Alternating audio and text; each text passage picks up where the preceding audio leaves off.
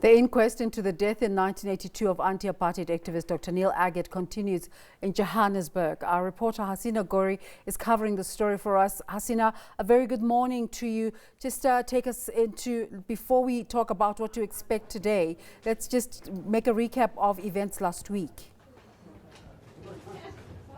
Yes, Desiree, good morning. It is day 5 that's expected to begin here at the Johannesburg Magistrates Court.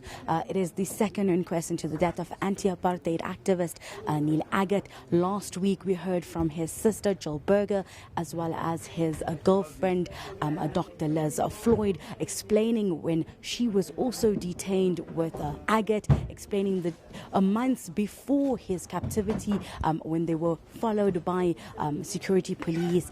She explained how at one time she was almost run off the road by police officers, and that at least 6 officers would be trailing them whenever they left the home, trying to find out what exactly they were doing and what activity was happening. We heard from his sister saying that their brother was a kind, generous person, someone who loved his family, but was also very, very committed to the cause for freedom and for the South Africa that we see today. And she said that they were naive to believe that he was safe and what he was doing was not, bringing harm to him as well. The last witness that we saw on Friday that took the stand was a former security police officer, Dr Joe Nyampule. He explained how he moved from being a South African police officer into the security branch at the then John Foster. He was giving evidence explaining his role as a junior officer, what exactly his duties were, as well as some of the rules that were put into place. At that time, he was told not to interact with any of the prisoners.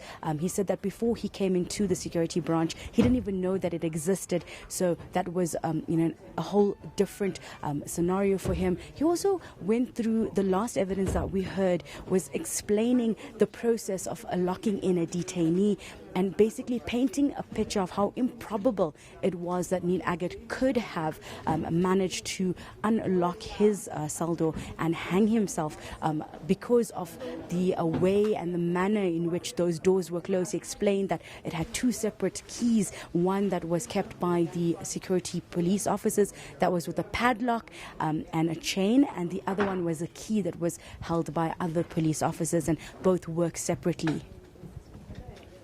So what can we expect today?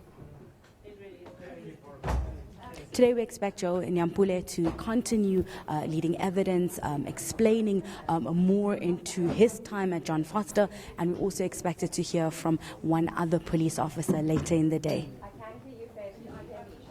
Okay, can you give us a sense of logistics? What time will it start? Has the court started to fill up already? What is happening?